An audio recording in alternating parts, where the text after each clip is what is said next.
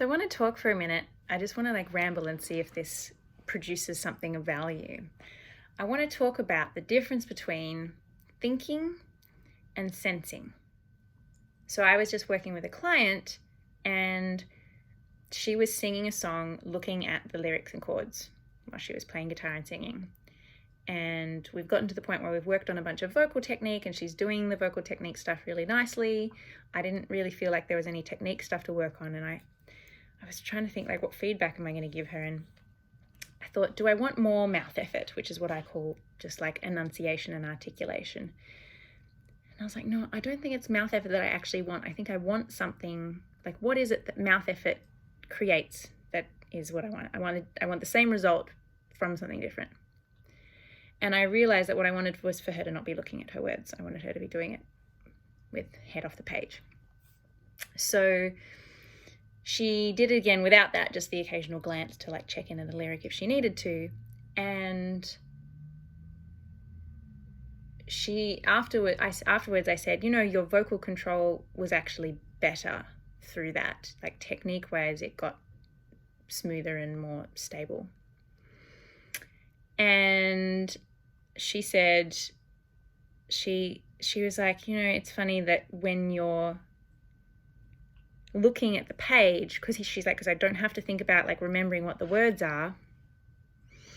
When I'm looking at the page, I can think about what I'm doing here more.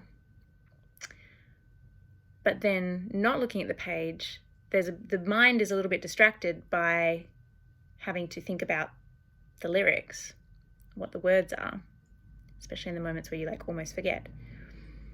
But she said that almost enables me to feel it better. She said that for her in this moment, not looking at the words, having her brain a little bit occupied with that, actually she felt like she could feel what she was doing with her vocal technique better. And I realized in that moment, I said, there's a difference between thinking and sensing. And our senses, hearing, and she said she could hear what she was doing better. She could hear it and she could feel it better. So the physical sense, interoception of what you're doing with your vocal mechanisms, and your oral sense of being able to hear the sound that you're making. When we do vocal technique and we learn stuff, it's cool, here's the mechanism, here's how it works, here's an exercise to get control of it, and you're paying a lot of attention and concentration, and you're trying to feel it at the same time. And it's not that thinking is wrong or bad, but just that there's a difference. I think this is just something that I find interesting right now. There's a difference between thinking and sensing. And sometimes the thinking gets in the way of the sensing. So if I'm thinking about okay, am I tilting my thyroid cartilage? Is this happening? Am I retracting my false folds? What am I doing?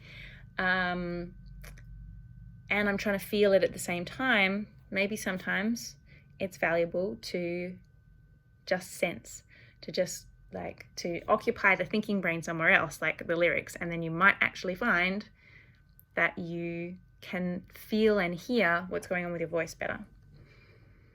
Which is interesting, because sometimes it might be the case that actually I just need to be not doing anything else, keep the task as simple as possible in order to pay the most attention to what I'm feeling and hearing.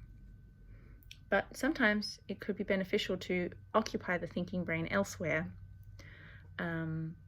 Again, I'm not a brain expert, so there might be different kinds of brain states that we get into when reading lyrics and chords on a page rather than bringing it from memory. That might be a factor. But yeah, I just thought it was an interesting thing, and I realized this feels significant, that there's a difference between thinking and sensing.